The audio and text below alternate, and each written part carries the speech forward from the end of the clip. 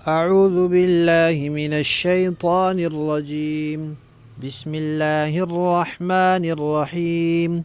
قل تعالوا أتل ما حرم ربكم عليكم ألا تشركوا به شيئا وبالوالدين إحسانا ولا تقتلوا أولادكم من إملاق نحن نرزقكم وإياهم ولا تقربوا الفواحش ما ظهر منها وما بطن ولا تقتلوا النفس التي حرم الله إلا بالحق ذلكم وصاكم به لعلكم تعقلون.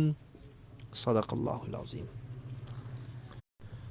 8واں پارہ سورہ انعام آیت نمبر 151. اس آیت میں اللہ تبارک و تعالی نے کچھ احکامات بتائے ہیں جو اللہ کے حکم ہیں، اللہ کی شریعت ہیں، اور ان سے تقوی حاصل ہوتا ہے. ان احکامات میں سے ایک حکم اللہ تعالی نے یہ دیا ہے کہ غربت کی وجہ سے اپنی اولاد کو قتل نہ کرو. تمہیں بھی ہم ہی روزی دیتے ہیں اور ان کو بھی ہم ہی روزی دیں گے. جاہلیت کے زمانے میں کچھ لوگ تو بیٹیوں کو قتل کرتے تھے عار کی وجہ سے کہ ان کو اس بات سے بڑی غیرت آتی تھی کہ کوئی ہمارا داماد بنے. یہ ان کی خود ساختہ غیرت تھی. اور کچھ اس وجہ سے بھی قتل کرتے تھے کہ بھئی اولاد زیادہ ہوگی تو اخراجات زیادہ ہوں گے، ہماری آمدن تو اتنی نہیں، تو پھر ہم کہاں سے کھائیں گے اور بچوں کو کہاں سے کھلائیں گے. تو اس وجہ سے وہ قتل کر دیتے تھے. تو اس سے اللہ تعالیٰ نے کہا کہ رزق اللہ نے اپنے ذمے لیا ہے، لہذا تم اس وجہ سے اپنے بچوں کو قتل نہ کرو. مفسرین کرام نے لکھا ہے کہ پیدائش میں رکاوٹ کے جو سلسلے ہیں اور اس کی جتنی بھی صورتیں ہیں، ان میں اگر پیچھے یہ سوچ ہے کہ نفری زیادہ ہوگی تو معیشت کا کیا ہوگا، فرمائے وہ بھی اس میں داخل ہے. اگر کوئی اس وجہ سے کرتا ہے تو حرام ہے، اللہ تعالیٰ کے حکم کی صریح خلاف ورزی ہے. روزی اللہ کے ذمے ہے، وہ اللہ نے دینی ہے، اور اس کے اسباب بھی اللہ تعالیٰ نے پھر خود بنانے ہوتے ہیں. انسان کے ذمے صرف کوشش کرنا ہے. یہ اللہ تعالیٰ کا اپنا نظام ہے. اس نظام میں جب انسان دخل اندازی کرتا ہے تو سوائے پریشانی کے پھر اس کے ہاتھ کچھ نہیں آتا. بسم اللہ الرحمن الرحیم. نحمده ونصلی علی رسولہ الکریم. اما بعد. نبی کریم صلی اللہ علیہ وسلم نے روزے دار کو چند گناہوں سے خاص طور پر بچنے کا حکم دیا ہے. ویسے تو ہر مسلمان کو ہر وقت ہر قسم کے گناہ سے روکا گیا ہے، منع کیا گیا ہے، بچنے کا کہا گیا ہے. اور رمضان میں پھر گناہوں سے بچنے کی اہمیت اور زیادہ ہو جاتی ہے. لیکن کچھ گناہ ایسے ہیں کہ ان سے بطور خاص منع کیا گیا ہے. نبی کریم صلی اللہ علیہ وسلم نے فرمایا کہ جب تم میں سے کسی کا روزہ ہو تو پھر وہ فحاشی نہ کرے. یعنی فحش کام جو ہوتا ہے، فحش گفتگو، فحش حرکت، اور اپنی نگاہ کا فحش استعمال، اپنے دماغ کی فحش سوچیں، اور اپنے کانوں کا فحش چیزوں کے سننے میں استعمال، اس میں سے کوئی کام نہ کرے. اور دوسرے نمبر پر فرمایا کہ وہ چیخے چلائے نہیں. یعنی شور مچانا، چیخنا چلانا ویسے ہی بری بات ہے. بلا ضرورت اپنی آواز کو بلند کرنا ہی نہیں چاہیے. خصوصاً خواتین کو تو اپنی آواز بالکل نہیں بلند کرنی چاہیے.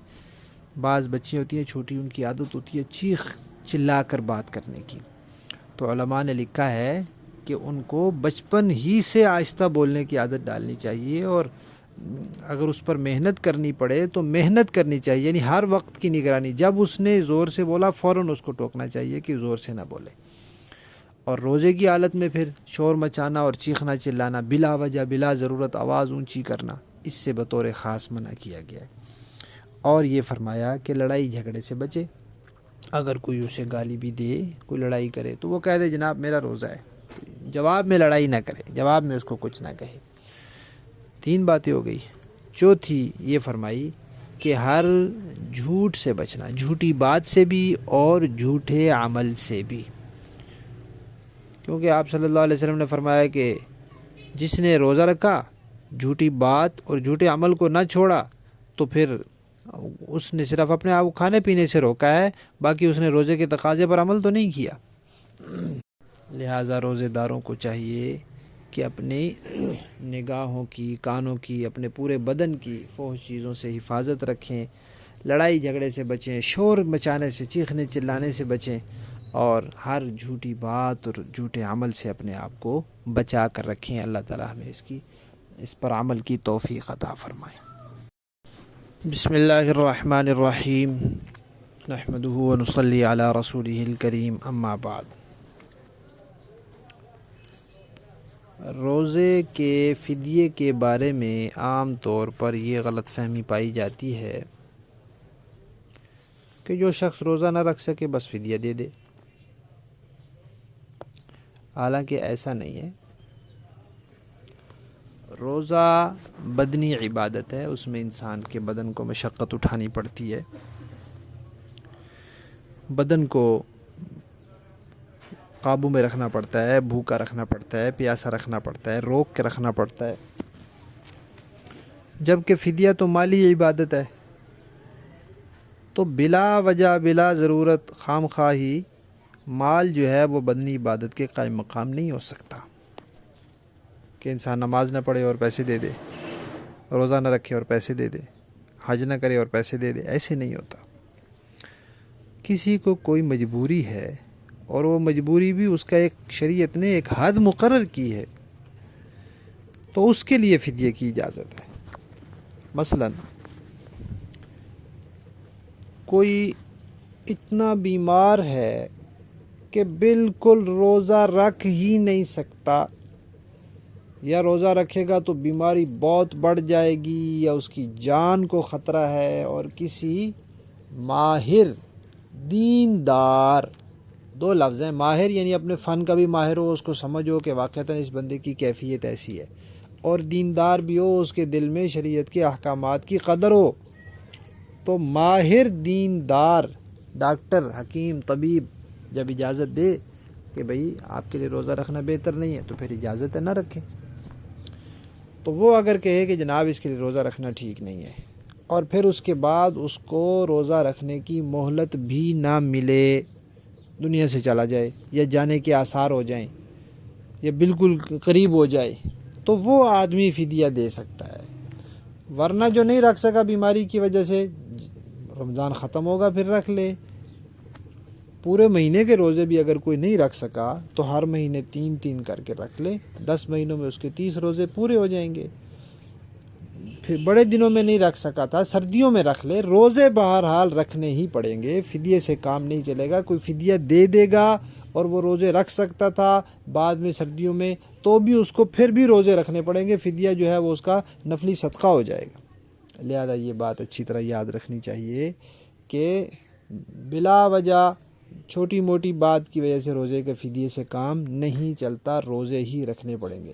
صرف وہ آدمی جو بہت زیادہ بیمار اور لاچار ہے، یا اتنا بوڑھا ہے اور زندگی کی اب کوئی امید نہیں ہے کہ بعد میں چلو مہلت ملے گی یا صحت ہو جائے گی تو رکھ لیں گے، وہ فدیہ دے دے۔